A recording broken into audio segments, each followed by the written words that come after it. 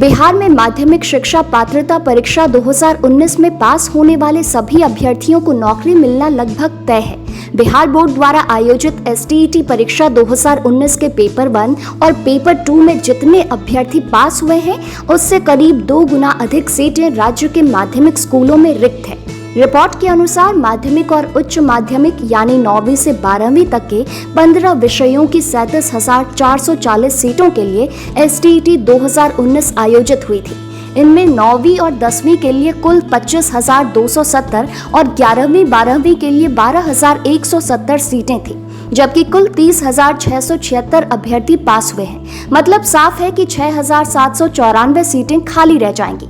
सोमवार को जारी रिजल्ट के अनुसार उर्दू विषय में 1,000 सीटें रिक्त हैं, लेकिन पास 832 अभ्यर्थी हुए हैं। इसी तरह संस्कृत के लिए 1,055 सीटें हैं, लेकिन पास 862 हुए हैं। साइंस में कुल 5,055 सीटें हैं, पास 4,383 छात्र हुए हैं। रिपोर्ट के अनुसार माध्यमिक कक्षाओं के लिए उच्च माध्यमिक के मुकाबले अधिक अभ्यर्थी पास हुए हैं। माध्यमिक में 25,250 सीटों के लिए 22,145 अभ्यर्थी पास हुए हैं, जबकि उच्च माध्यमिक में 12,170 सीटों के लिए 8,531 अभ्यर्थी पास हुए हैं।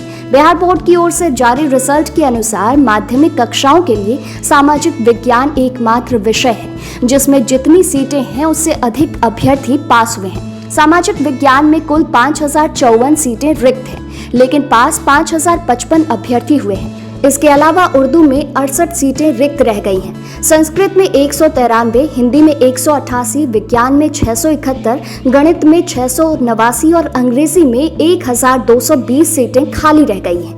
अब ऐसे में वो अभ्यर्थी जिनका चयन नहीं हुआ है वे आज बिहार की उप मुख्यमंत्री रेणु देवी की आवास के बाहर धरना दे रहे हैं। इस मामले पर TET STET उत्तीर्ण शिक्षक संघ के प्रदेश प्रवक्ता अश्विनी पांडे का क्या कहना है, जरा सुनिए। 2 पेपर में, पेपर 1 और पेपर 2 में कुल 15 विषयों का परीक्षा लिया था, जिसमें से 12 सब्जेक्ट का रिजल्ट 12 मार्च 2021 को जारी कर दिया गया। 3 विषयों का कुछ मामला, कोर्ट का मामला था 106 अभ्यर्थियों का, जिस कारण से वो डिले हुआ और उसका रिजल्ट 21 जून को जारी किया गया। 12 मार्च को जब माननीय शिक्षा मंत्री जी और अपर मुख्य सचिव संजय कुमार जी शिक्षा विभाग के रिजल्ट को जारी कर रहे थे तो उन लोगों ने ये कहा था कि जितनी सीटें हैं उससे कम लोग क्वालिफाई किए हैं, इसलिए लगभग सबकी नौकरी पक्की है। मतलब जो मिनिमम कट ऑफ रखा गया था उसको भी ऑब्टेन नहीं कर पाए थे अधिकांश अभ्यर्थी, इसलिए लगभग सबकी नौकरी हो जाएगी, सीट से कम लोग पास आउट हैं। लेकिन जब 21 जून को रिजल्ट प्रकाशित किया गया इन 3 सब्जेक्टों का, तो उसके साथ एक मेरिट लिस्ट जारी की गई जिसमें अधिकांश पास जो कैंडिडेट हैं, जो क्वालिफाई थे, वो उससे बाहर हो जाते हैं।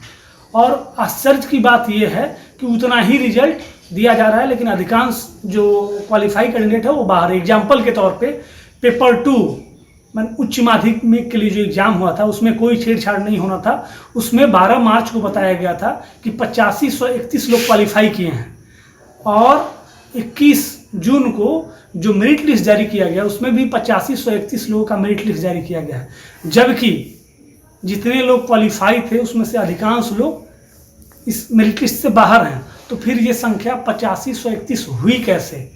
और दूसरा, BSEB के सूत्रों ने कुछ अखबारों में इंटरव्यू दिया है, उसमें वो कहा है कि कैटेगरी वाइज सजाने के बाद कुछ अभ्यर्थी बाहर हो गए हैं।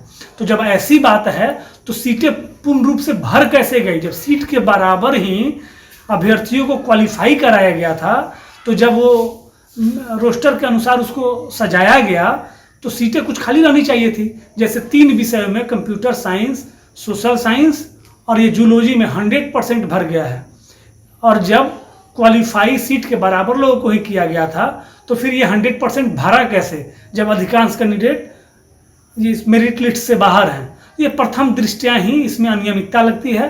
तो माननीय मुख्यमंत्री श्री नीतीश कुमार जी से और शिक्षा विभाग के वरीय अधिकारियों से अनुरोध है कि इसको संज्ञान मिले और जितने भी अभ्यर्थी क्वालिफाई हैं उन सबकी नौकरी की गारंटी करें। अश्विनी पांडे, प्रदेश प्रवक्ता, TET STET उत्तीर्ण नियोजित शिक्षक संघ, बिहार।